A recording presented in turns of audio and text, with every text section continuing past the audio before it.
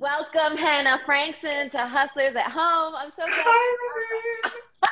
Hi, So happy we get I'm well excited to be here, because I've watched all the other ones. And when you said you wanted to do one with me, I was like, oh my gosh, I'm going to be on Hustlers at Home. Well, so for those who are watching and do not yet know Hannah Frankson, she's holding it down in the UK as one of our UK cycling instructors. But what I'm really excited to talk to you about is not only a very important ride that's going to be coming up, but you have a badass background in athletics that a lot of people don't know about. So I want to dig into your track and field background and how that contributed to your mind as an athlete. So tell us the sport, give us the tea. Okay, ready? Oh, we should have had a real tea party. I didn't even Yeah, we did a real, it's tea over here. It's actual tea over here.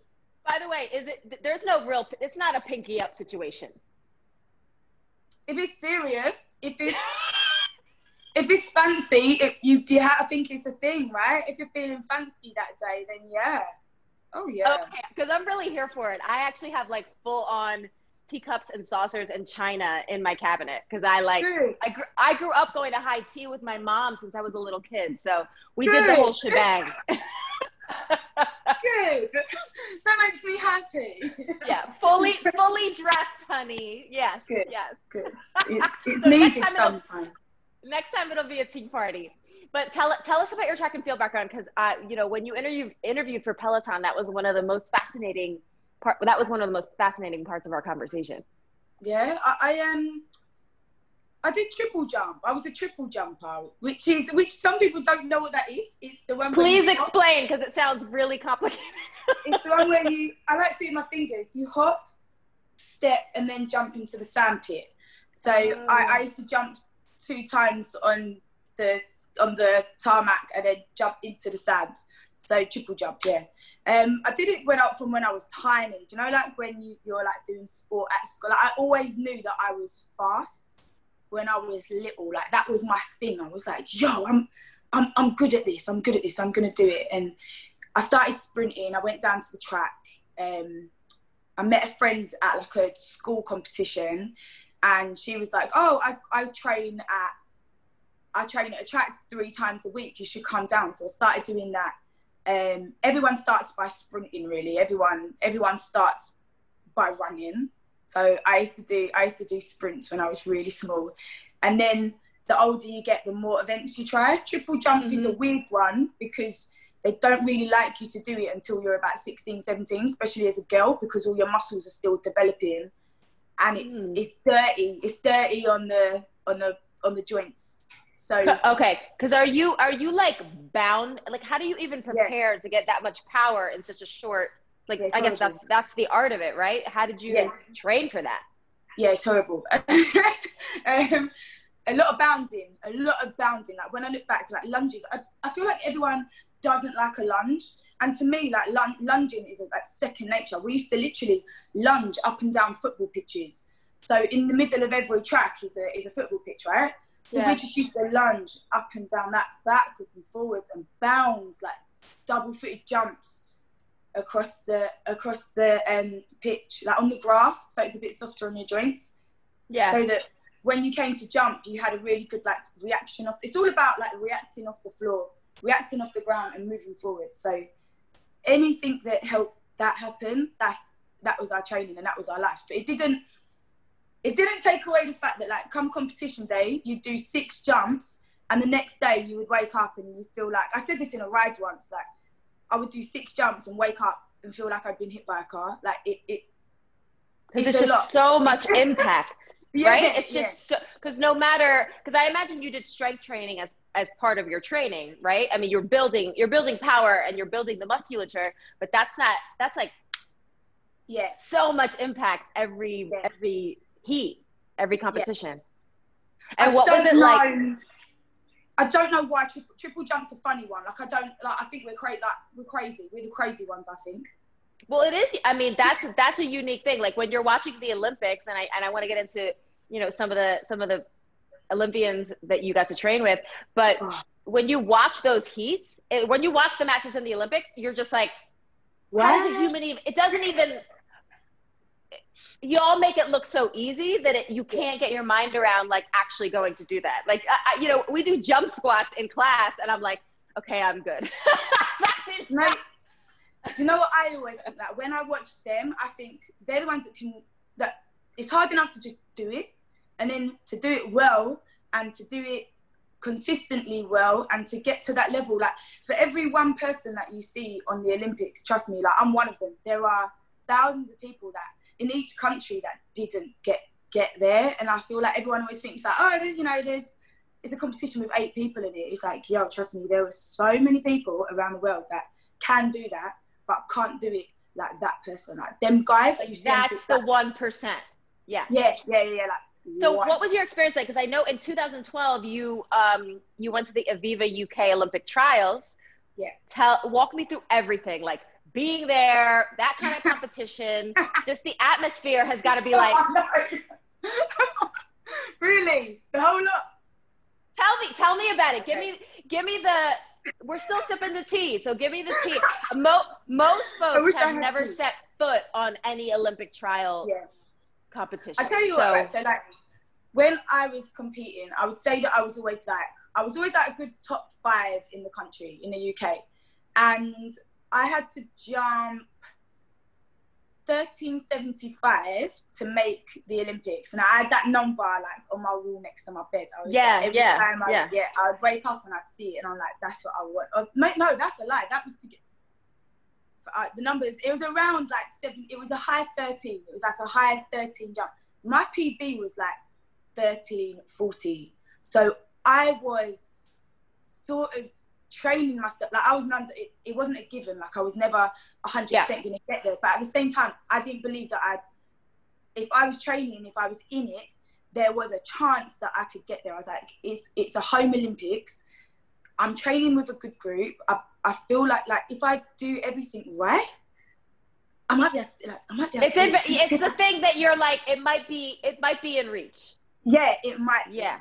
And I was like, I'm not gonna not go for this. I'm gonna give it like the best shot that I can possibly give myself to get there.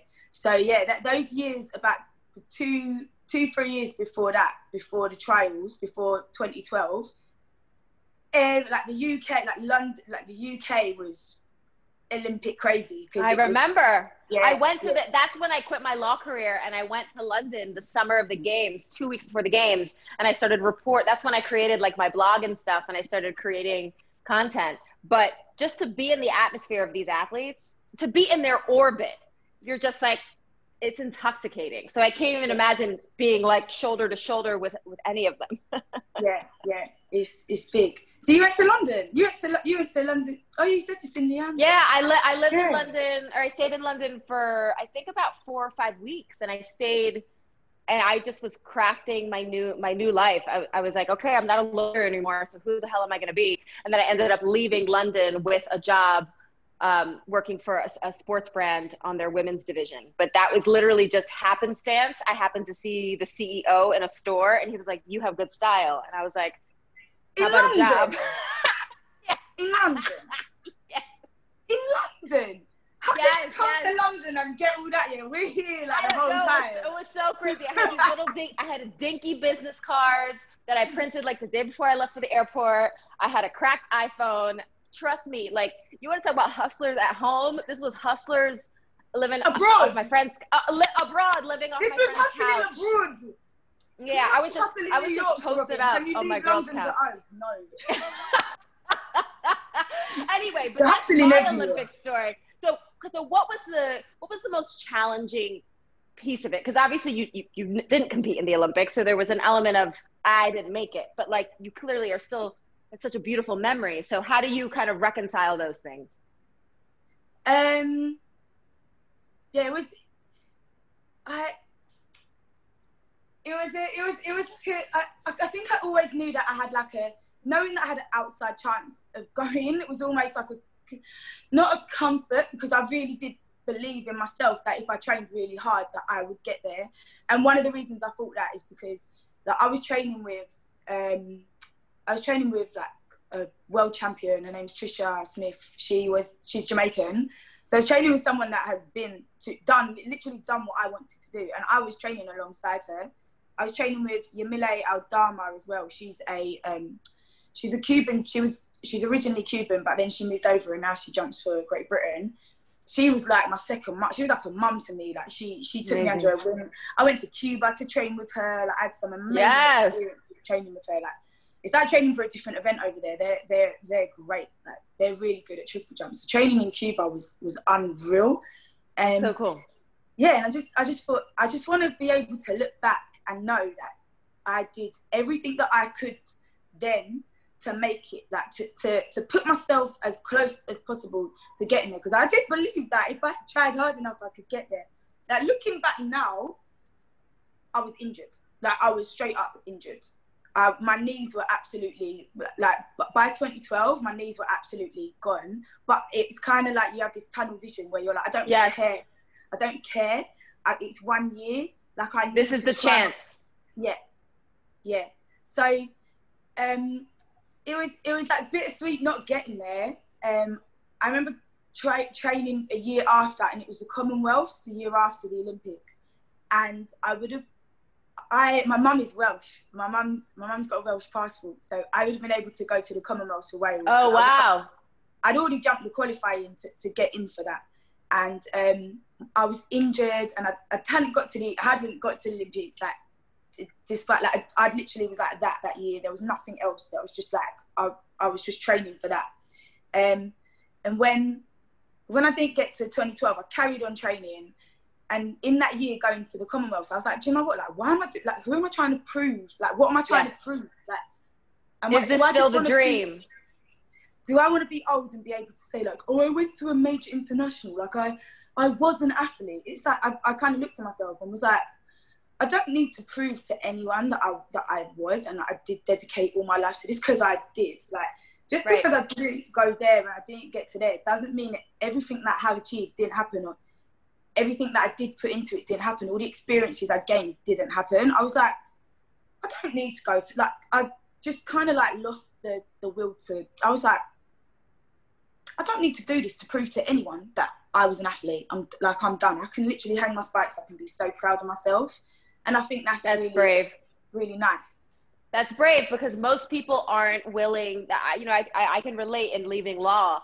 Most people aren't brave enough to leave, to say, this is no longer my dream. Now I have to figure out a new dream, because especially when the dream is admired by others, you know, it's like, oh, but you have to do this thing and you have to, but it's like, do I really want that?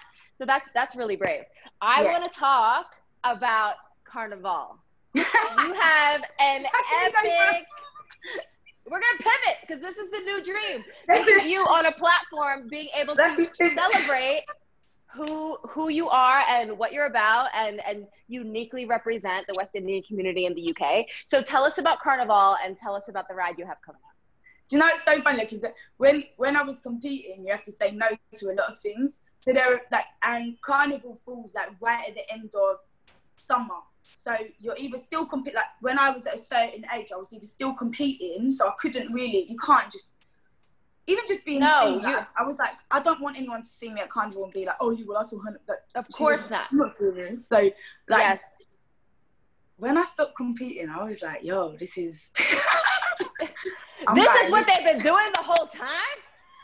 Yeah, like, I was like, I'm going, I'm involved. I'm making up for lost time. I'm so in this. So, like, yeah, I didn't realise that Carnival, do you know what Carnival is? Well, yeah, I do. I do know internationally, but I don't know specific to Notting Hill or to the West Indian culture in the UK. Yeah. So it's like but explain, because there might be somebody who doesn't know any version of Carnival. So tell us your interpretation. So Notting Hill Carnival is a West Indian inspired, like, historically a West Indian carnival that happens in Notting Hill once a year, right at the end of summer. So it's like right at the end of August. So sort of like summer's finale. It's like, see you later, summer. There's floats. So there are like big trucks, and they've got DJs on them. And then there are loads of people following the floats who've got these amazing Caribbean costumes on, like all the feathers, all the skin. I love. Oh my God. So next level. Oh my God. I've only ever seen Carnival in Brazil, but it is like, phew. Oh yeah. It's like Notting Hill Carnival is the biggest carnival in Europe. So there's food, there's fashion, and the genesis of it, right, is to honor West Indian culture. 54 years ago when there were racial tensions, and it was a time of reclaiming heritage, in the UK, right? Yeah. So there was I think that it was at a time when there was a lot of like riots, and there was a lot going on, and I think there were a couple of events going on separately. Like, I know that there's a lot that happened in King's Cross. So there was like an indoor like party there, and then at the same time people in West London had organised something quite similar, and I think they had like steel drums just like on the streets, and then I think everyone just came together, and it was just a party in the street, and then it grew and grew and grew, and now it's Notting Hill Carnival that if you're young and you live in London, especially like if you love that kind of culture, like if you love soca music, if you love bashment, if you love dancehall, reggae, even like I feel like now it's massively influenced by London and like sounds of the UK. If you just want to go and listen to music, have a good time, be with your friends, see people that you know, just bump into them like in a massive like crowds of people. You have to go to Notting Hill, like Carnival. You have to go. Well, now this is on everyone's bucket list, and it was the in-person celebration was canceled this year because of COVID. But we are bringing the party onto the bike. So, what can people expect from your Carnival ride on August 29th, Saturday, August 29th? No behaviour. Yo, Carnival. Reckless. It's reckless. Like you can literally. I want people to be like, come as you are. Like, wear what you want to wear on that bike on that day. It's like Carnival is 2 days of no behaviour. Like you act up. You just do what. Like I go and it's just wild. Just like I said, like I couldn't go when I was training. So afterwards, you make up for lost time. Like there's always like little life things that have happened to me, and I've always gone back to Carnival and been like, oh, I'm so glad. Like even like when you're in a relationship and you break up and you go to Carnival single again, like every carnival is a different chapter. It marks a different chapter. Oh yeah. Oh my God. There's no behaviour at Carnival. What playlist or what artist is definitely going to make the playlist? I can't say that. I can't say yet because we're trying to get we're working on getting a couple more tracks. So there's someone you're hoping for, but it's definitely soca, like reggae, that kind of vibe, right? Soca, bashment, reggae vibes, but also Carnival has. So you follow the floats, and they are very traditionally Caribbean, but then you hit all the little sound systems around, and they are like really London, UK influenced music. Like there's loads of garage, there's loads of jungle. Do you guys have jungle? Like jungle's like this breakbeat sort of. I was introduced to all of that when I was in London. Over the years, I've really developed a lot of good relationships with running crews in London. My friend Charlie Dark started Run Dem Crew, and So honestly, I credit Run Dem for introducing me to all that stuff. So yeah, I'm down. all the jungle, all the garage, all the like funky house was massive in the UK as well at some point. And it's like when you go to Carnival, whatever song is the biggest song like of the year, you just hear it like whatever sound system you go to, like everyone's playing like one or two songs. Like you just hearing like everyone's singing along to that one or two songs that are like the big summer anthems. So I'll be playing one of them in the ride, definitely. Okay, well, we're definitely gonna. Well, in preparation for that massive celebration that we will all join you for, it is now time to plank the hot rapid fire challenge. So you're going to get in the plank, girl, and I'm going to ask you as many questions as you can answer in 1 minute. I think the instructor record is 13. Okay, I've been watching this and I'm this is getting me emotional. It's going to get me up in my feelings, Robin. It's going to get me up in my feelings. Okay, I can't remember who it was, right? But I remember watching one and they just, they were just chat. They didn't get the quick fire. They were just chatting loads in the prank. I was like, give Robin your answer. Give Robin your answer. Who was it? I think was it Ross? I think Rebecca gave really long explanations, but I have to say some of the questions were. Answer the question. You're so funny. I'm the same way. Like when I'm watching a game show, I'm like, come on. So I'm hoping I don't now do exactly what I'm saying. That I hope I don't do what they've done, because I watch him. I'm like, guys, answer the question quickly. Stop chatting. So rapid fire. So now just the moment of truth. Now this is it. Robin. The first thing that comes to mind is what you're gonna say. Here's Hannah in the rapid fire playing challenge. Can you see me? Can you see me? Yep, you look beautiful. 3, 2. Beautiful? You actually do. Does my flat look beautiful? You look great. You're rocking the silver, honey. You even tuck your little shirt in. You got a little 80s moment. I'm not mad. Let's do this. Is my plant 3, 2, 1. Here we go. First app you open in the morning. First Instagram. App. Celebrity crush. Kano. First concert. Spice Girls. First job. Oh God. I worked in a finance office. Pet peeve. People that slap their lips when they eat. Post-workout meal. A shake, a protein shake. Favorite song. Kano.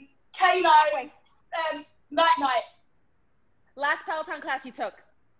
Oh my God. I took Christine's class. Christine's like a rock class. Favorite subject in school. PE. What you wish people knew about you. I'm an only child. That's why I'm selfish. Last TV show. Quick. I may destroy you. Okay.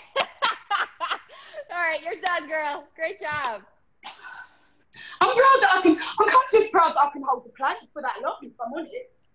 Damn, that was really good. You got 11. Oh! You might be second in the running. I'll have to go back and do the tally, but that was really good. I know you're competitive as hell, but I've let you down. I've let the UK down. I've let Leanne and Ben down.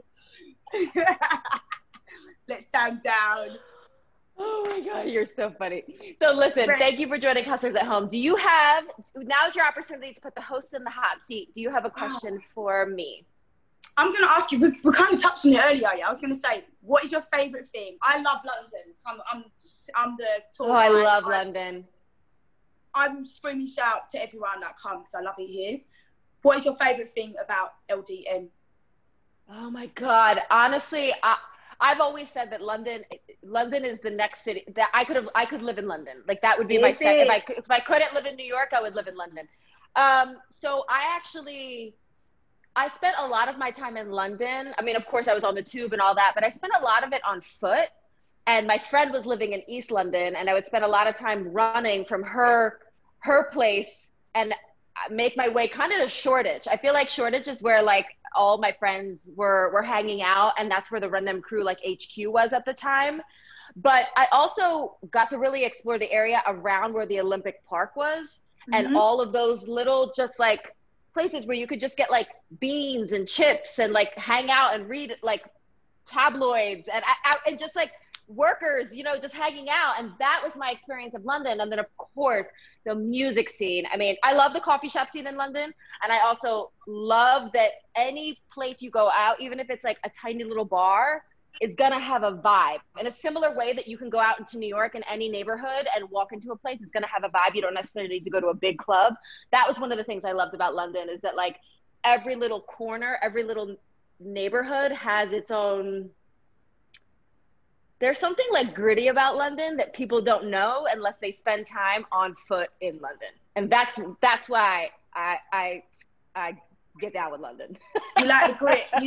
You basically hustled abroad. You like the hustle. You hustled abroad.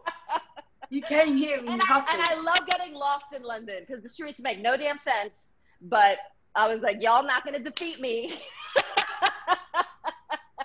I'm going to figure this out. But yeah. It's so easy to get it's so easy to get lost. Like literally, you go down one street, you think, oh, like, I'll keep going this way, and then I know eventually I'll turn left and I'll be where I want to be. I just need to keep going and go left, but the road will keep going right and righter and righter and righter, and then like you've gone like a Y, and then you're like, where am I? And I love that about New York. You cannot get lost in New York. It's pretty super. But I remember I was totally broke when I was in London, and I never wanted to turn on my data to find a map. So I would just stand in the middle of the street like. Nah. What's your favorite thing about London? I guess like similar to what you say. Like I feel like you can really find when you find a little circle, like a little pocket, like even the fact that you came here and know Run Dem crew, like that helped so much, because that was like I was really with Londoners, you know what I mean? Yeah, even them, like even knowing them, like if you can always, there's so many little networks in London, and I love that like there's so many people doing so many different things, and I've been going out in London since I was 18, like probably younger than 18 to be fair, but like just seeing people that I knew from when I was really young doing amazing things. Like I live in Hackney now, and I remember like a girl that I used to see on nights out.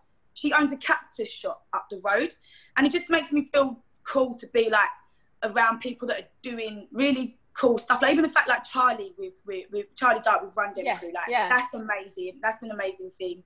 I just feel like there's loads of opportunities here, and it's really great to see people that I know doing well, or like just kind of living good because of the city and the London vibe.